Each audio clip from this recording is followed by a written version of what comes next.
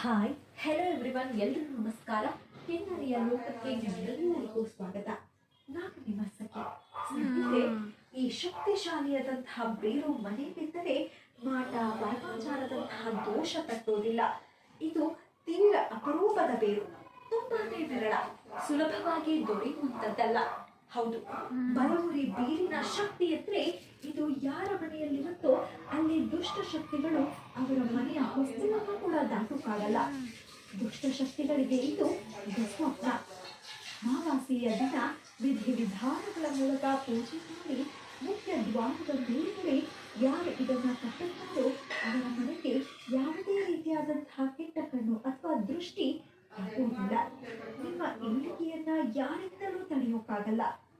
ಶತ್ರುಗಳ ಆಟ ನಡೆಯೋಲ್ಲ. ಶತ್ರುಗಳ ಶಕ್ತಿ ಕುಗ್ಗುತ್ತದೆ, ನಿಮ್ಮ ಕೈ ಮೇಲಾಗುತ್ತದೆ. ಇದನ್ನ ದೇವರ ಮನೆಯಲ್ಲಿಟ್ಟು ಸಹ ಪೂಜೆ ಮಾಡಬಹುದು. 2 ಬಲಮುರಿ ಬೇರುಗಳಿದ್ದರೆ ತುಂಬಾನೇ ಸೂಕ್ತ.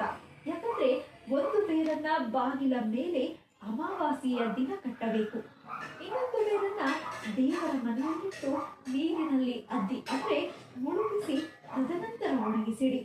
ತೊಳೆದ ನೀರನ್ನ ಮನೆಗೆ ಮಕ್ಕಳಿಗೆ ಪ್ರೋಕ್ಷಣೆ ಮಾಡಿ. ಮಕ್ಕಳ ಹಠ ಕಡಿಮೆಯಾಗುತ್ತೆ, ಕೋಪ ಕಡಿಮೆಯಾಗುತ್ತೆ, ಓದುವುದರಲ್ಲಿ ಆಸಕ್ತಿ ಮೂಡುತ್ತೆ. ಹಾಗೆ ಗಂಡ ಹೆಂಡತಿ ಕೂಡ ಪ್ರೋಕ್ಷಣೆ ಮಾಡಿಕೊಳ್ಳಬಹುದು. ಇದರಿಂದ ಅವರ ನಡುವಿನ ಜಗಳ ಕಡಿಮೆಯಾಗಿ ವಿರಸ ಕಡಿಮೆಯಾಗಿ ಪ್ರೀತಿ ಮೂಡುತ್ತೆ. ಇಬ್ಬರ ನಡುವೆ ಹೊಂದಾಣಿಕೆಯಾಗುತ್ತೆ. ನೀವೇನಾದ್ರೂ ಬಾಡಿಗೆ ಗಾಡಿ ಓಡಿಸ್ತಾ ಇದ್ರೆ ಗಾಡಿಯಲ್ಲಿ ಈ ಬಲಮುರಿ ಬೇರನ್ನ ಇಟ್ಟುಕೊಳ್ಳಿ. ಇದರಿಂದ ಗ್ರಾಹಕರ ಆಕರ್ಷಣೆಯಾಗುತ್ತೆ. ಹಾಗೆ ವ್ಯಾಪಾರ ಸ್ಥಳದಲ್ಲಿಟ್ಟರೆ ಧನಾಕರ್ಷಣೆಯಾಗುತ್ತೆ. ಈ ಬೇರು ಎಲ್ಲಿರುತ್ತೋ ಅಲ್ಲಿ ಜಯ ಇರುತ್ತದೆ.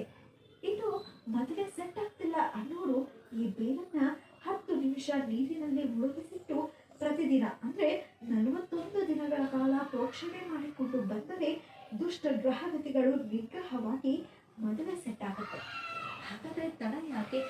ಅಮಾವಾಸ್ಯೆಯ ದಿನ ಬಲಮುರಿ ಬೇರನ್ನ ಬಾಗಿಲ ಮೇಲೆ ಕಟ್ಟಿ ಪ್ರಯೋಜನ ಪಡೆದುಕೊಳ್ಳಿ ಅಂತ ಹೇಳ್ತಾ ಇವತ್ತಿನ ಈ ವಿಡಿಯೋನ ಇಲ್ಲಿಗೆ ಎಂಡ್ ಮಾಡ್ತಾ ಇದ್ದೀನಿ.